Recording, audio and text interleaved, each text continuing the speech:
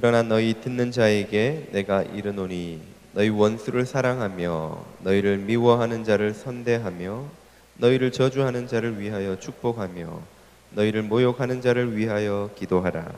너희의 이 뺨을 치는 자에게 저 뺨도 돌려대며 내 겉옷을 빼앗는 자에게 속옷도 거절하지 말라.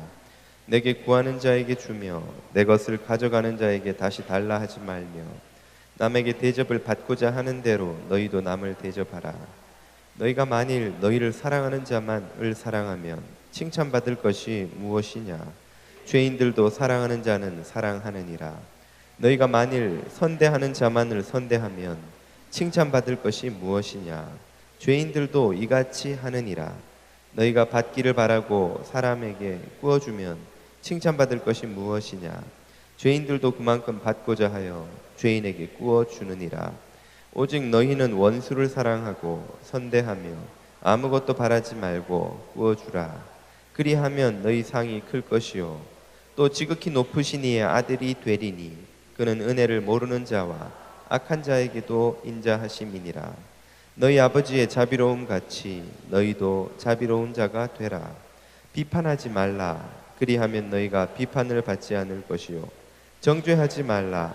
그리하면 너희가 정죄를 받지 않을 것이요 용서하라. 그리하면 너희가 용서를 받을 것이요 주라. 그리하면 너희에게 줄 것이니 곧 후히 되어 누르고 흔들어 넘치도록 하여 너희에게 안겨주리라.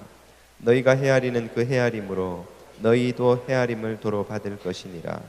또 비유로 말씀하시되 맹인이 맹인을 인도할 수 있느냐? 둘이 다 구덩이에 빠지지 아니하겠느냐? 제자가 그 선생보다 높지 못하나 무릇 온전하게 된 자는 그 선생과 같으리라. 어찌하여 형제의 눈 속에 있는 티는 보고 내 눈 속에 있는 들보는 깨닫지 못하느냐? 너는 내 눈 속에 있는 들보를 보지 못하면서 어찌하여 형제에게 말하기를 형제여 나로 내 눈 속에 있는 티를 빼게 하라 할 수 있느냐? 외식하는 자여 먼저 내 눈 속에서 들보를 빼라. 그 후에야 내가 밝히 보고 형제의 눈 속에 있는 티를 빼리라. 못된 열매 맺는 좋은 나무가 없고 또 좋은 열매 맺는 못된 나무가 없느니라. 나무는 각각 그 열매로 아나니 가시나무에서 무화과를 또는 찔레에서 포도를 따지 못하느니라. 선한 사람은 마음에 쌓은 선에서 선을 내고 악한 자는 그 쌓은 악에서 악을 내나니 이는 마음에 가득한 것을 입으로 말함이니라. 너희는 나를 불러 주여 주여 하면서도 어찌하여 내가 말하는 것을 행하지 아니하느냐? 내게 나와 내 말을 듣고 행하는 자마다 누구와 같은 것을 너희에게 보이리라. 집을 짓되 깊이 파고 주추를 반석 위에 놓은 사람과 같으니 큰 물이 나서 탕류가 그 집에 부딪히되 잘 지었기 때문에 능히 요동하지 못하게 하였거니와 듣고 행하지 않는 하는 자는 주추 없이 흙 위에 집 지은 사람과 같으니 탕류가 부딪힘에 집이 곧 무너져 파괴됨이 심하니라 하시니라. 아멘. 할렐루야. 우리 주님의 은총이 여러분의 가정과 일터마다 충만하시길 축복드립니다. 앞뒤 좌우에 있는 분들에게도 축복의 인사를 부탁합니다. 당신을 보니 벌써 봄이 온 것 같아요. 이렇게 한번 인사해 주십시오.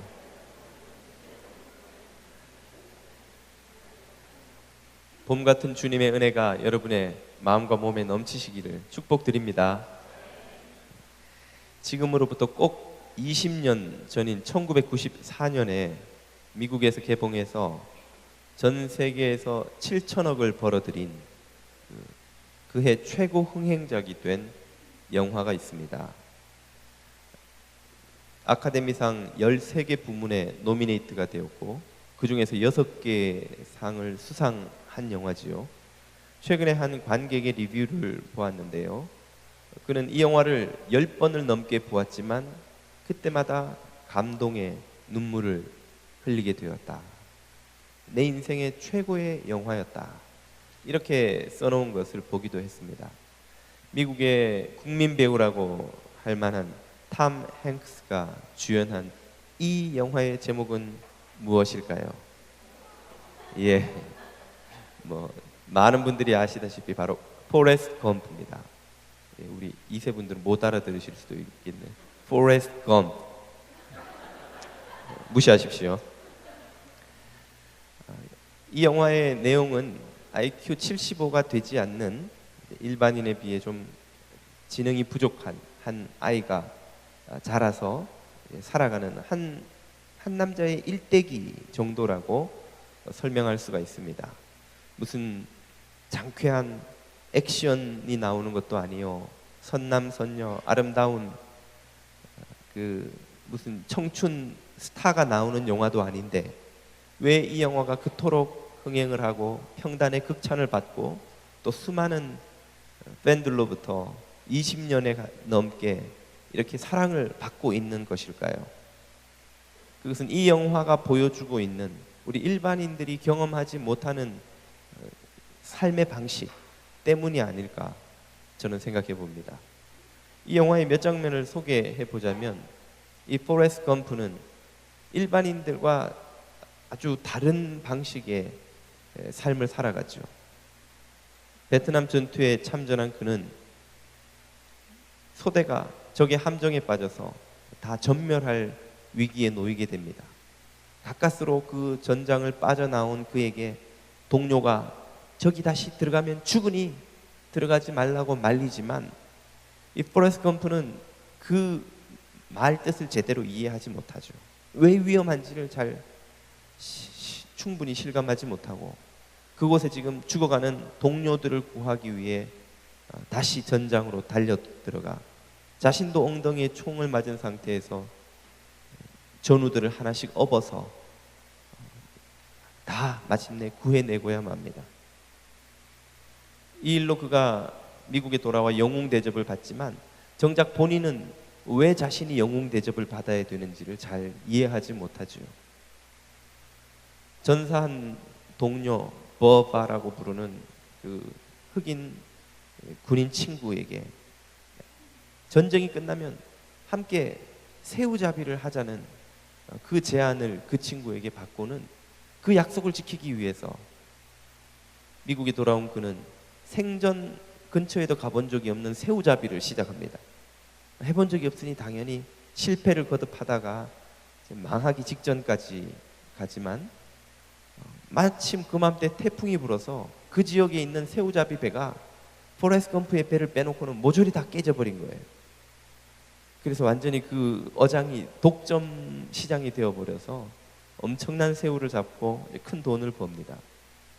자신이 혼자 벌었지만 그 친구와 함께 동업하기로 했던 약속 때문에 자신의 수입의 반을 떼어서 그 전사한 친구의 가족들에게 가져다 줍니다.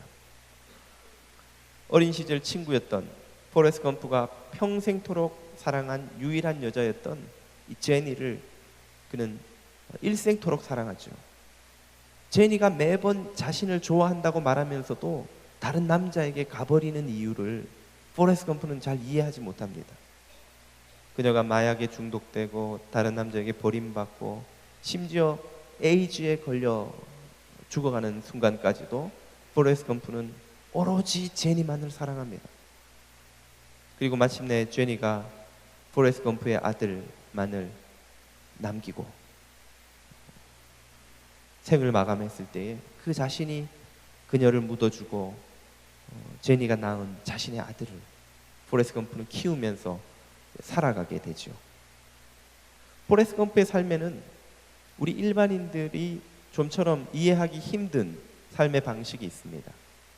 자신이 손해를 볼 것을 감수하면서도, 사실 포레스트 검프의 입장에서 보면 손해를 감수했다기보다는 그게 어떤 손해가 되는지를 이해하지 못하는 거예요. 손해에도 불구하고 해야 될 일을 하고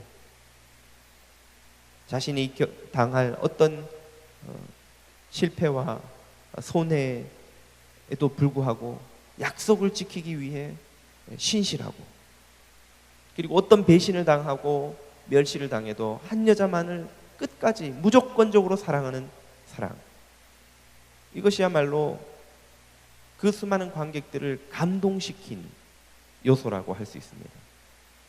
왜냐하면 그 요소들은 모두 예수 그리스도께서 우리에게 보여주신 삶의 방식이요, 우리 그리스도인들이 마땅히 살아야 하는 삶의 방식이기 때문에 그렇습니다. 어떤 손해를 보더라도 진리를 행하고, 어떤 경우에도 약속에 신실하고, 무조건적인 사랑으로 한 사람을 사랑하는 이런 모습이야말로 예수 그리스도께서 우리에게 보여주신 삶의 방식입니다.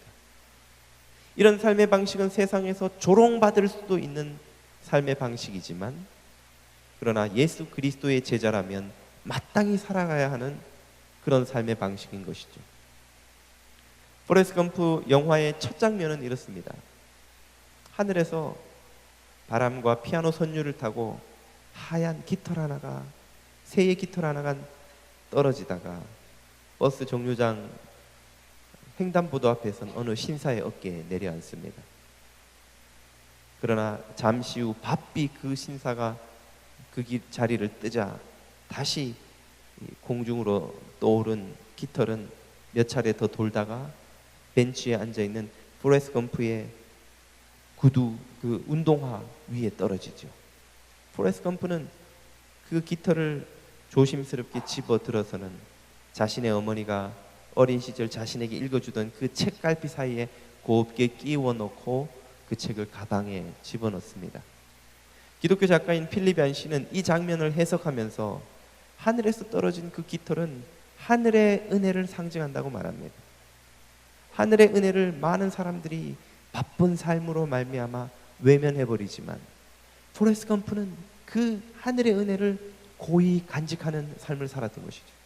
그리고 그 은혜가 그로 하여금 일반인들이 가지 못하는 길, 살지 못하는 삶의 방식으로 살도록 인도해 주고 있다는 사실을 이 영화가 보여주고 있다는 것입니다. 하늘의 은혜를 의지하여 사는 그리스도인들이 살아가는 삶의 방식이 바로 그런 삶의 방식이라는 말이죠. 오늘 우리가 읽은 본문은 누가복음의 평지 설교로 알려져 있습니다. 마태복음의 산상 설교라고, 산에서 한 설교라고 알려져 있는 설교가 오늘 본문에서는 평지에서 하신 설교로, 평지 설교로 요약되어 있죠. 이 평지 설교는 우리 그리스도인들이 어떻게 살아가게 되는지, 하늘의 은혜를 의지하여 사는 사람의 삶에는 어떤 방식의 삶이 나타나는지를 묘사해 주고 있습니다. 하나님의 자녀들은, 하늘의 은혜를 의지하여 사는 이들은 어떻게 살아가게 됩니까? 오늘 본문 27절에서 36절이 그 첫 단락인데요, 이 단락을 요약한 35절 말씀을 한번 보십시오. 오직 너희는 원수를 사랑하고 선대하며 아무것도 바라지 말고 구워주라. 이런 삶의 방식은 참으로 쫓아 살아가기가 어려운 것이죠. 원수는 고사하고 나한테 싫은 소리를 한마디 한 친구조차도 우리는 쉽게 용납하기가 힘들어서 밤잠을 못 잔 채 분노에 치를 떨며 밤을 샌 적이 얼마나 많았던가요? 그런 날이 있으셨던 분들은 저와 함께 마음으로 손을 들어 보십시오. 두 분 빼고 다 그런 날이 있으셨군요.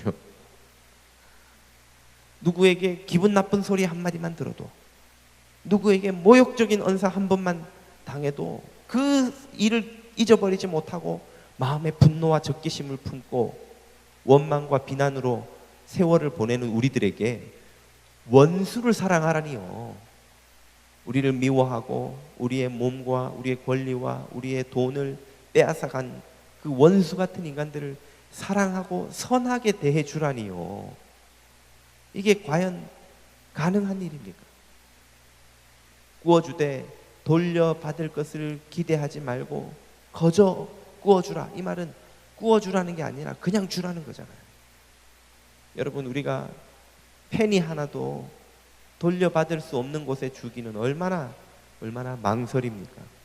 아무리 작은 호의도 이것을 내가 베풀 때에 어떻게 돌아오리라라는 걸 우리는 계산 안 하고 있는 것 같지만 계산 다 하고 있어요.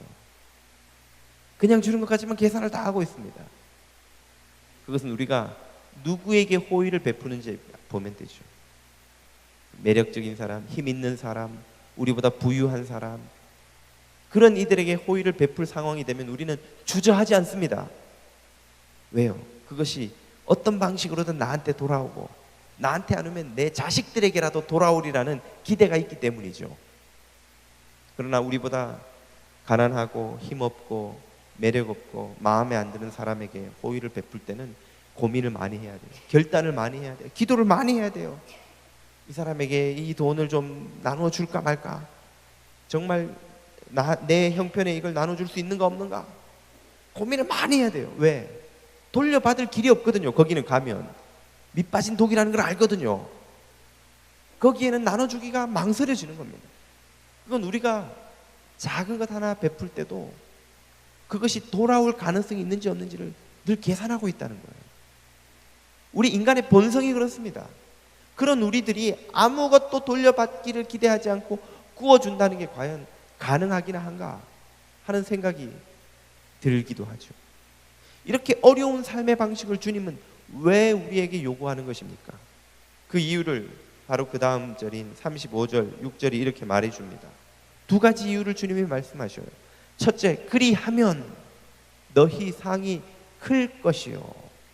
하나님이 주시는 상이 있다는 것입니다. 우리가 그 상이 어떤 것이라고 기대하든 우리의 기대를 능가하는 하나님의 상이 있는 줄 믿습니다. 또 한 가지 이유는 그리할 때에 지극히 높으신 이의 아들이 되리니, 다른 말로 하면 우리가 하나님의 아들이요 딸이라는 게 증명된다 그 말이에요. 정말 네가 하나님의 아들이냐? 정말 하나님의 딸이냐? 그러면 이렇게 삶으로서 네가 그 하나님의 자녀라는 게 비로소 증명이 된다는 거예요. 그는 은혜를 모르는 자와 악한 자에게조차도 인자하심이니라. 36절, 너희 아버지의 자비로우심 같이 너희도 자비로운 자가 되라. 아멘. 여러분, 우리 진리가 여기 마당에 뛰어놀면 새 가족들도 척 보고 알아요. 이 집 애가 누구 집인지. 척 보고 아무도 알려주지 않는데 목사님 내 애군요 말하는 거예요. 왜? 너무 닮았으니까. 진리 얘는 저하고 쏙 머리 뒤통수 절벽인 것까지 닮았어요.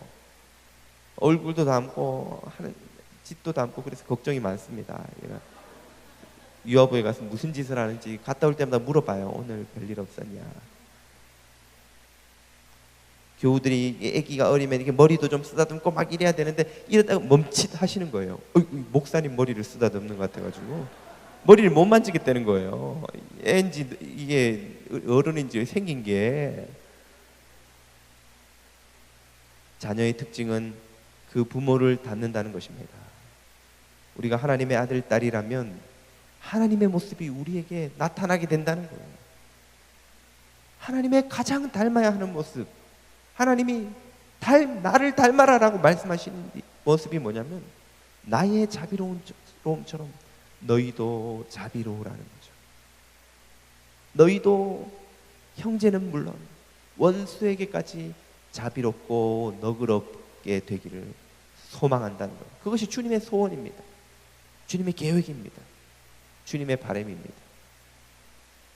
저와 여러분이 주님의 자비를 담는 자녀들 되기를 축복드립니다. 주님을 닮은 자녀들은 어떻게 합니까? 외인들, 원수들에게조차 자비롭습니다. 그리고 내인들, 우리 안에 있는 공동체 안에 있는 식구들에게는 어떻게 합니까? 바로 그 다음 37절에 나오죠. 비판하지 말라. 그리하면 너희가 비판을 받지 않을 것이요. 정죄하지 말라. 그리하면 너희가 정죄를 받지 않을 것이요. 용서하라. 그리하면 너희가 용서를 받을 것이요. 아멘. 이 37절이 하는 공동체 생활의 원리입니다.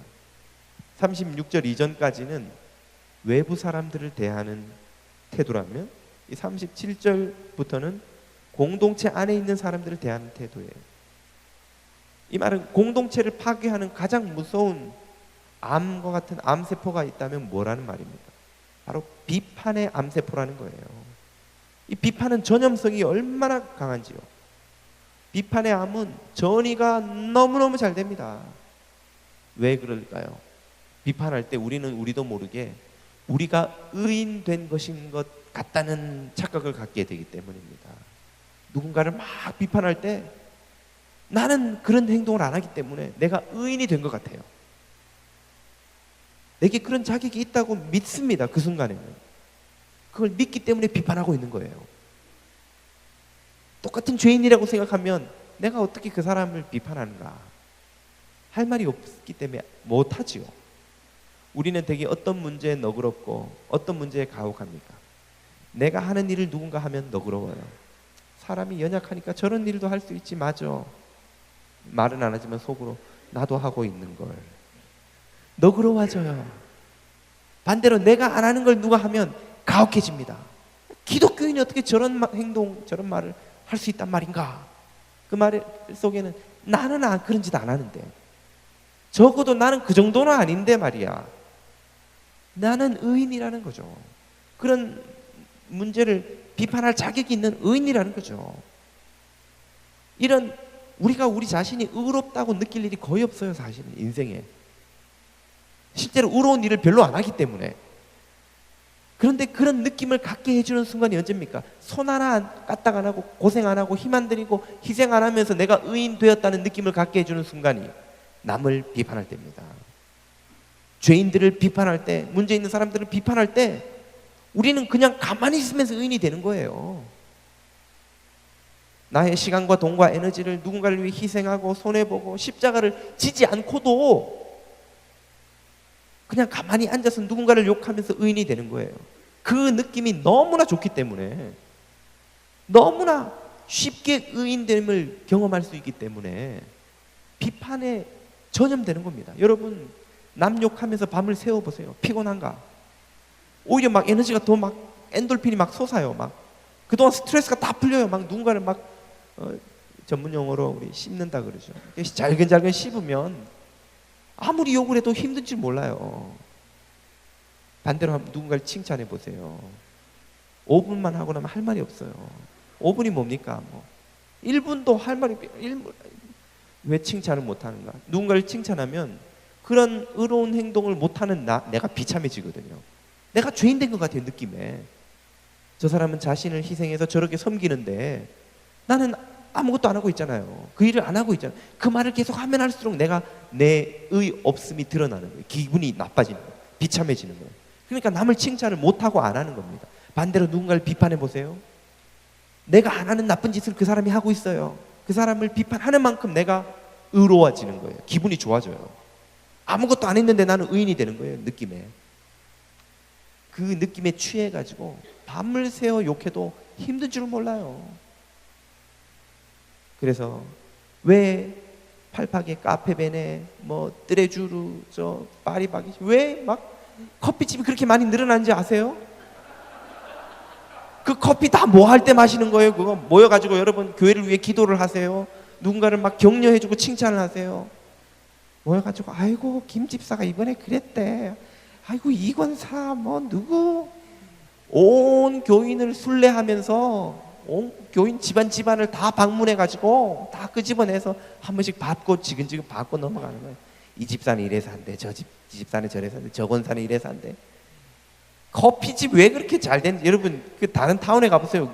다른 민족 사는 데는 커피집 그렇게 안 됩니다. 왜 우리 코리안 타운엔 커피집이 지금도 포화 상태인데 또 계속 생기고 있어요. 계속. 비판은 너무 전염이 잘 됩니다. 비판을 하기 시작하면 온 교회가 비판의 암에 걸려버려요. 서로 비판을 하면 옆에 듣던 사람이 함께 비판하면서 의로움에 취하고, 그 비판을 들은 사람은 그 복수심에 또 상대를 비판하면서 비판에 취하고, 온 교회가 비판의 영에 사로잡혀서 말기 암 상태에서 침몰해가는 교회를 찾는 일이 오늘날 얼마나 어렵지 않은 일이 되어버렸는지요. 이 비판이 교회를 침몰시키기 때문에 비판이 들어오는 경로를 아예 초장에 차단해버려야 됩니다. 비판이 어디를 통해서 들어오는지를 바로 그 다음에 있는 39절이 이렇게 가르쳐 줍니다. 또 비유로 말씀하시되 맹인이 맹인을 인도할 수 있느냐? 둘이 다 구덩이에 빠지지 아니하겠느냐. 맹인의 이 비유가 뭘 말하는 건지를 아셔야 돼요. 맹인이 누구를 가리키는가? 맹인이 누군지 바로 그 다음 41절에 나와요. 어찌하여 형제의 눈 속에 있는 티를 보고 내 눈 속에 있는 들보는 깨닫지 못하느냐. 이 유명한 말씀은 한옥이나 옛날 집을 보면 이 지붕을 지탱하는 들보가 있죠. 들보, 큰 들보, 이따만한 들보가 있잖아요. 그게 우리 눈 속에 있다는 거예요. 특히 우리 코리안들은 눈도 작은데 이 작은 눈에 이 거대한 들보를 집어넣어 놓으면 앞이 보입니까? 안 보입니까? 안 보이죠. 볼 수가 없죠. 요거 하나라도 가릴 수 있는 작은 눈에다가 이만한 들보를 집어넣어 놨으니 당연히 안 보이죠. 이게 바로 맹인이라는 거예요. 맹인이 맹인을 인도한다고 할 때 그 맹인은 뭐냐면 남의 티는 잡아내면서 자신의 들보를 못 보는, 그래서 실제로는 영적으로 맹인된 사람을 말하는 거예요. 그러니까 그 비판하는 사람을 쫓아서 가는 또 다른 맹인, 비판하는 사람이 있으면 맹인이 맹인을 인도하듯이 비판하는 사람이 비판하는 사람을 끌고 다니면 둘 다 어떻게 된다고 그럽니까? 구덩이에 빠진다. 공동체가 다 같이 망한다는 거예요. 그 공동체가 전부 다 비판의 영에 사로잡혀서 줄줄이 무슨 바다로 뛰어드는 동물들처럼 같이 망한다는 거예요. 같이 망한다. 이게 지금 맹인의 비유의 메시지입니다. 공동체가 망하는 제일 쉬운 길, 비판의 영에 사로잡히는 거예요. 그러므로 우리가 누군가를 비판하고 싶을 때, 누군가의 눈에 티를 꺼내주고 싶을 때 어떻게 해야 됩니까? 그때 그걸 차단해야 되는데 그 방법을 바로 다음에 나오는 42절이 이렇게 말하죠. 외식하는 자여 집에서 좀 먹어라. 경기도 안 좋은데 가 아니라 외식하는 자여 먼저 네 눈에서 들보를 빼라. 그 후에야 내가 밝히 보고 형제의 눈 속에 있는 티를 빼리라. 네 눈 안에 있는 들보 때문에 네가 지금 맹인이다. 맹인 상태에서 다른 사람의 티를 뽑아주겠다고 나서면 너도 망하고 그 사람도 망하고 옆에 있는 사람도 망하고. 전에도 말씀드렸지만 자기 눈에 들보가 있는 사람이 남의 눈에 티를 뽑아주겠다고 나서면 티를 뽑아요? 눈을 뽑아요? 티는 작고 눈은 이만한데 우리가 눈은 작아 보이지만 이거 열어보면 그 안에 안구는 일단 크거든요. 잡히는 게 눈이 잡혀요? 티가 잡혀요? 눈을 뽑죠. 다 맹인 되는 거예요. 다 맹인. 다 같이 망하는 거예요. 그러니까 그렇게 하지 말고 그때 잠깐 스탑하고 뭘 하라는 겁니까? 네 눈 안에 있는 들보를 뽑으라는 거예요. 네 눈 안에 들보가 있다. 그래야 너도 살고 너희 공동체도 산다 이 말이에요. 너도 안 망하고 형제 자매도 다 안 망하고 살릴 수 있다는 거죠. 우리 공동체의 미래 운명은 우리가 우리 눈 안에 있는 들보를 빼낼 수 있느냐 없느냐에 달려 있는 겁니다. 우리 눈 안에 들보를 어떻게 뺄 수 있습니까? 어디를 살펴보고 뺄 수 있습니까? 그 답을 바로 다음에 나오는 44절이 또 이렇게 말해 줍니다. 나무는 각각 그 열매로 아나니 가시나무에서 무화과를 또는 찔레에서 포도를 따지 못하느니라. 그리고 쭉 나오는 이 나무와 열매의 비유가 나오는데요. 이어지는데 이 비유의 핵심 메시지는 뭡니까? 내가 무슨 나무인지 알려면 내 가지에 뭐가 열리는지를 봐야 된다는 거예요.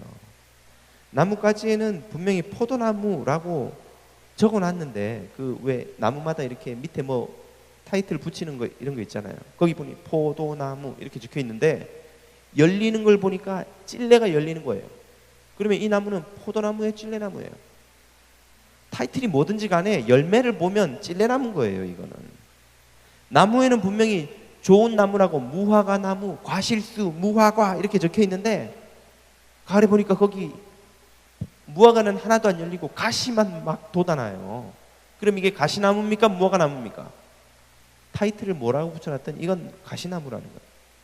우리가 우리 자신의 들보를 빼내려면, 우리의 문제를 알려면 그 뜻이죠. 그 문제를 알기 위해 뭘 보라는 거예요? 우리 삶에서 열리는 열매를 보라는 거예요. 왜 열매를 보라고 말씀하십니까? 우리는 우리 자신을 돌아본다고 하면서 우리의 행동을 안 보고 자꾸 우리의 생각과 말을 보는 거예요. 그리고는 나는 굉장히 객관적인데, 나는 굉장히 공정해, 나는 굉장히 너그러워, 이렇게 생각을 하고 있는 거예요. 그러나 여러분, 우리의 생각은 우리를 속인다는 사실을 아셔야 됩니다. 우리가 제일 많이 속는 대상이 바로 우리 생각이에요. 심리학자들이 사람들에게 자기의 성격에 대해서 체크해 보십시오. 당신은 객관적입니까? 주관적입니까? 뭐 편견에 사로잡혀 있습니까? 공정합니까? 자기 체크하는 설문을 하면 사람들이 다 어떻게 적겠어요? 나는 편견에 사로잡혀 있고 주관적이고 이기적이고 선입견이 있고 라고 적는 사람 있을까요? 없을까요? 거의 없어요. 거의. 다 나는 비교적 객관적이고 비교적 공정하고 편견은 거의 없고 선입견도 잘 없고 사람들에게 좀 너그러운 편이고 비교적 겸손하고 여기에 다 체크를 해요. 우리가 생각하는 우리 자신은요, 우리가 답하는 그 답은 뭐냐면 실제 우리 모습이 아니고 우리가 바라는 우리의 모습이에요. 내가 이런 사람이 됐으면 좋겠어 라고 하는 스스로에 대한 상이 있습니다. 우리 모두는. 그걸 설교 시간에 들었던, 학교 도덕 시간에 들었던, 부모님에게 들었던, 배우자에게 들었던, 맞아, 나는 좀 이타적인 사람이 돼야지, 나는 좀 공정한 사람이 돼야지. 스스로에 대한 상이 있어요. 기대치가 있어요. 우리가 우리 자신에 대해서 하는 체크는 전부 다 그 기대치를 적는 거예요. 늘 그것을 기대하고 있기 때문에 자기도 모르게 실제 그 기대가 자기 모습인 줄 아는 거예요. 실제 모습이 자기 모습인지 몰라요.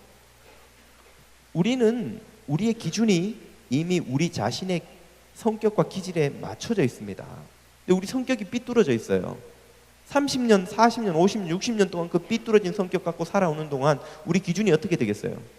점점 그 기준에 맞춰지는 거예요. 사실 처음부터 똑바르지도 않았지만 이제는 그 삐뚤어진 성격이 우리에게 스탠다드가 됐어요. 기준이 됐어요. 그래서 삐뚤어진 자를 갖고 보니까 삐뚤어진 게 똑바른 거예요, 삐뚤은 거예요? 똑바르잖아요. 아, 나는 공정하구나, 나는 편견이 없구나, 나는 이타적이구나, 나는 너그럽구나. 기준이 삐뚤어져 있기 때문에 우리 자신의 생각을 살펴보고는 우리 자신의 진짜 모습을 알 수 없는 거예요. 말도 마찬가지입니다. 우리는 정직하게 말하는 법을 오래전에 잊어버렸어요, 방법을. 솔직하게 말하면 뭐가 돌아와요? 이놈 자식 잘못했다고 말 안 해? 뭘 잘못했는지도 모르는데 잘못했다고 말하래요. 잘못했어요. 그러면 이제 안 때리니까 일단 부모님한테부터 자기가 솔직한 말이 아니라 부모님이 듣고 싶어하는 말을 하는 습관이 벌써 우린 들었어요. 학교 가면 선생님이 하는 말, 친구들이 생기면 친구들이 좋아하는 말, 직장 가면 상사가 듣고 싶은 말, 교회 가면 교인들이 듣고 싶어하는 말, 목사님 만나면 목사님이 어떻게 말해야 믿음 좋은 집사님이다 이렇게 평가하는지 아니까 또 그런 말, 이런 말을 하는데 익숙하기 때문에 우리는 벌써 우리 자신을 있는 그대로 말하는 법을 잊어버린 지 오래입니다. 그러니까 내가 하는 생각, 내가 하는 말을 기준으로 나를 들여다보고 맞아, 나는 비교적 공정해, 나한테 들보가 별 큰 들보는 없네, 뭐 마이너한 거 조그만 건 있지만 나는 뭐 별 대단한 학문은 잘 안 보이는데, 이 평가를 할 수 없다는 거예요. 내 모습을 진짜 알려면 어떻게 해야 됩니까? 내 생각, 내 말을 통해서 알려고 하지 말고 내가 다른 사람과 맺는 관계 속에서 맺히는 열매가 뭔지를 봐야 된다는 거예요. 내가 배우자와 직장 동료와 교우들과 부모님과 자녀들과의 사이에서 무슨 열매가 맺히고 있는지를 보라는 거예요. 거기에 평화와 화합과 용납과 너그러움과 사랑의 열매가 맺히고 있는지, 다툼과 미움과 분노와 시기와 정죄와 갈등의 열매가 맺히고 있는지. 나는 속으로 내가 평화로운 사람이라고 생각하는데 직장 동료하고 날마다 싸우고 있어요. 그럼 어느 게 내 모습이냐는 겁니다. 이 열매를 봐야 나를 알 수 있다는 거예요. 열매를 봐야. 내가 속으로 아무리 평화를 사랑한다고 생각하고 아무리 난 너그러운 사람이라고 말하고 아무리 나는 인자한 사람이라고 말을 100번 해도 그건 진짜 내 모습이 아니라는 거예요. 열매를 보라는 거예요. 열매를.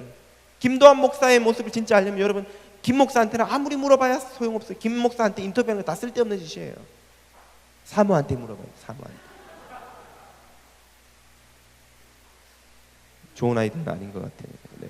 하여튼 본인한테 물어봐서 소용이 없다는 거예요. 하물며 그럴진데 내가 나한테 물어보면서 김도환 네 생각과 네 말을 보니 너 좀 공정한 사람이군, 이런 평가가 가능하냐는 거예요. 그 들보를 못 본다는 겁니다. 이미 내가 맹인인데. 유일하게 스스로가 스스로를 평가할 수 있는 유일한 기준은 내가 저 형제와 어떤 관계 속에 있냐를 보라는 거예요. 내가 저 동료와 어떤 관계 속에 있는지를 보라는 거예요. 내가 부모님과 내 자녀들과 어떻게 갈등하고 있는지, 어떻게 평화를 이루고 있는지 그걸 보라는 거예요. 거기 보면 네 모습이 나온다는 겁니다. 거기 지금 갈등이 있고 다툼이 있고 미움이 있고 시기가 있고 분쟁이 있으면 그게 그게 니트를 보라는 거예요. 그걸 다 외면하고 내가 내 자신을 들여다보면서 내 생각이 나는 좀 공정한 것 같아. 내 말이 나는 좀 교양이 있는 것 같아. 꿈에서 깨라는 말인 것이죠. 우리가 우리의 행동을 보면 우리의 말과 얼마나 차이가 많은지, 우리가 맺는 관계의 열매를 보면 얼마나 우리의 생각과 우리의 실상의 차이가 많은지 드러납니다. 그런 우리들에게 주님이 하시는 말씀이 46절이죠. 너희는 나를 불러 주여 주여 하면서도 어찌하여 내가 말하는 것을 행하지 아니하느냐.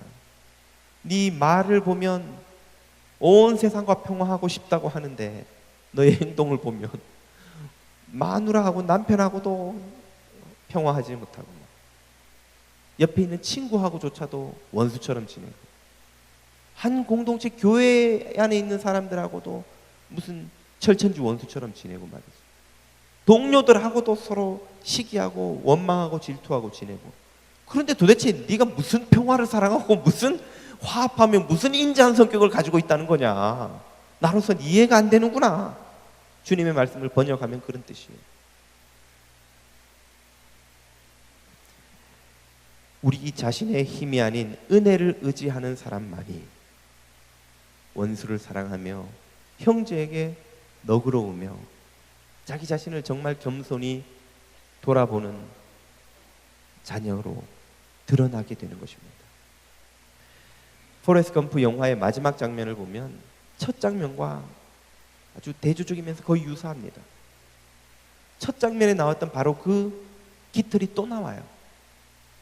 포레스트 검프가 자신의 어린 아들을 학교에 스쿨버스를 태워서 보내면서 그 아이가 학교 가서 쇼앤텔 한다고, 여러분 아이들 학교 가서 뭐 장난감이나 책 들고 가가지고 앞에 나가 스피치 하는 거 있잖아요.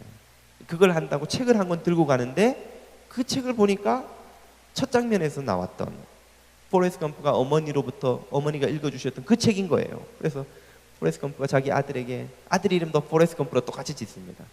검프, 이건 우리 엄마가 나한테 읽어줬던 책인데 이제 네가 이걸 학교 들고 가는구나 하고 막 너무 좋아서 그 책을 챙겨줘요. 근데 그 책갈피에서 첫 장면에 나왔던 그 하얀 깃털이 떨어집니다. 아이가 버스를 타고 떠난 후 포레스트 검프가 멍하니 어딘가를 바라보고 있는 그 장면에서 그의 발등에 카메라가 클로즈업 돼요. 그 발등에 떨어져 있던 깃털이 잠시 후에 바람과 피아노 선율을 타고 공중으로 날아오릅니다. 빙글빙글 그 마을 위로 날아오르더니 마침내 하늘로 사라져버려요. 그것은 무엇을 의미하는 것입니까? 은혜를 의지하는 삶이 마침내 하늘에 속하게 되었다는 것을 보여주는 상징이라고 저는 믿습니다. 우리가 은혜를 의지하여 살아갈 때에 그 은혜의 힘으로 원수에게 선대하고 형제 자매에게 관대하고 나 자신에게 겸손할 때에 우리의 삶이 하늘에 속하게 되었다는 것이 비로소 증명이 된다는 것입니다. 은혜를 의지하는 삶만이 그런 놀라운 선고를 받을 수 있는 것이죠. 우리 모두에게는 하늘로부터 내려온 은혜의 깃털이 있습니다. 여러분은 그 은혜의 깃털을 어디에 간직하고 계십니까? 여러분의 인생의 책장에 그 은혜의 깃털이 날아가지 않고 고이 간직되어 있을 수 있기를 축복합니다.